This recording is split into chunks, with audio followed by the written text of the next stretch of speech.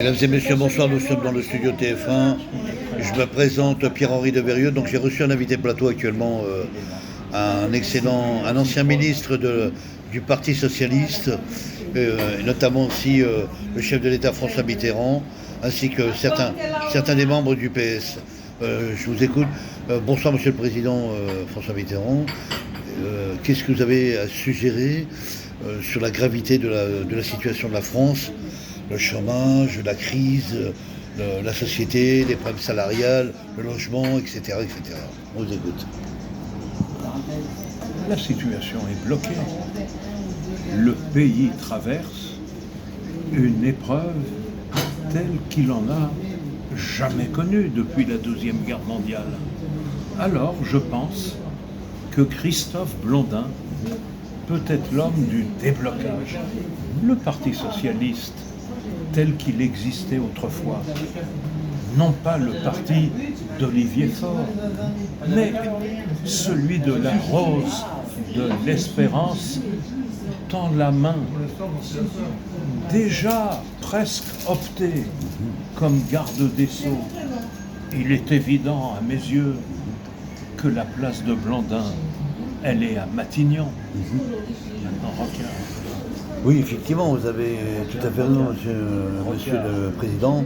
Je vais laisser la parole à monsieur Michel Rocard, qui était un ancien ministre le Premier ministre voilà, de la situation à Matignon à cette époque en 1980. Monsieur Rocard, on vous écoute. J'ai bien connu Matignon, mais à une époque moins douloureuse et moins pénible. Pour débloquer la situation, pour une fois, je serai d'accord avec François Mitterrand.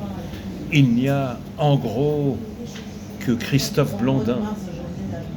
À partir des jonctions nouvelles, d'une programmatique qu'il va falloir inventer, susurrer au peuple, lui présenter d'une manière à la fois fluide et brillante, je crois que Blondin, notre ami Blondin, le camarade, tout en mettant un peu d'eau dans son vin et en étant peut-être moins impulsif, mais tout aussi brillant, fera incontestablement pour moi Michel Rocard véritablement le modèle quasi idéal dans cette situation, je réitère, extrêmement pénible.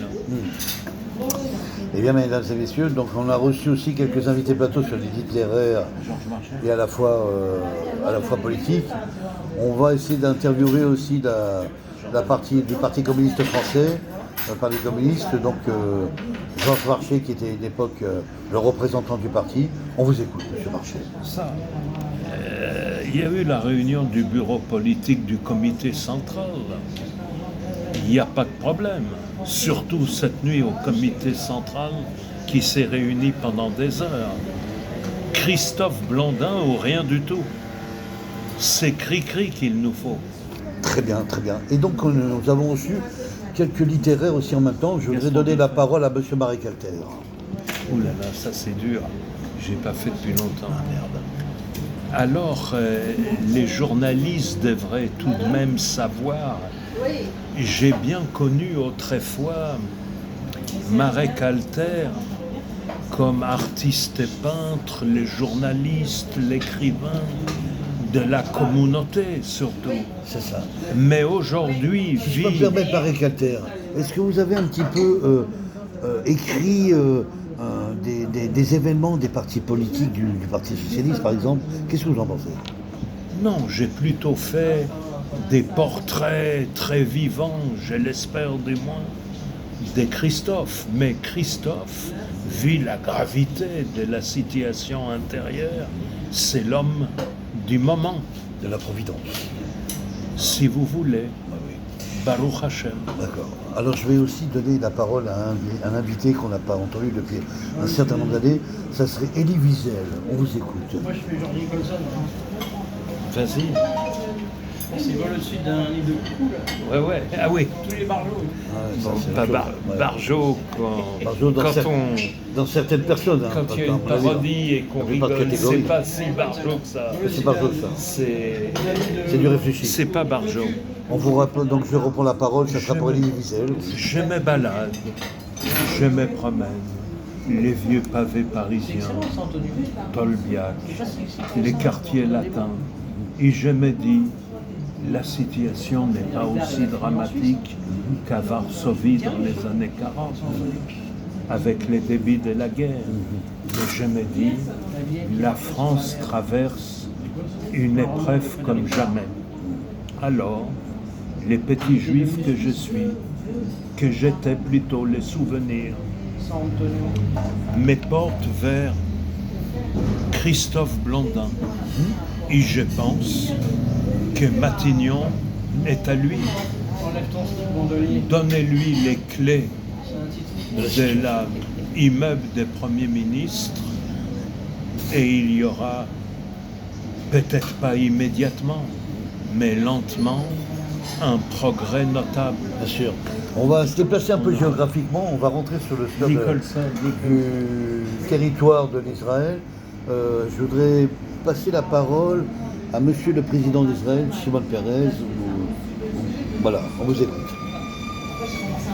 Je voudrais dire, j'ai venu ici avant tout pour le rapport bilatéral avec le président Macron, que je salue déjà dans un premier temps, avec la gravité des complexités des conflits actuels de la Proche-Orientale. Mais vous me demandez, lorsque je pose les pieds sur la terre de France, dans une situation aussi compliquée, qui est-ce qu'il faut? Le Parti travailliste réfléchit, peut-être que Jean-Luc, c'est la situation de déblocage. Peut-être que René, avec le côté vieille France et la solidité intellectuelle, peut entraîner un progrès. Peut-être cette originalité des choix des gens,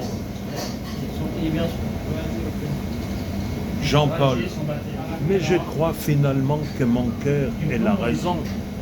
La bilatérale penche ce soir pour la option Blondin Christophe qui peut débloquer, mais à une condition, qu'il ne prenne pas Friedman comme chef de cabinet, Non, bien sûr. qui lui donne un rôle important, mais c'est Sur le plan politique, bien entendu. mais qu'il choisisse comme chef de son cabinet secrétariat Monsieur Jacques Almoine.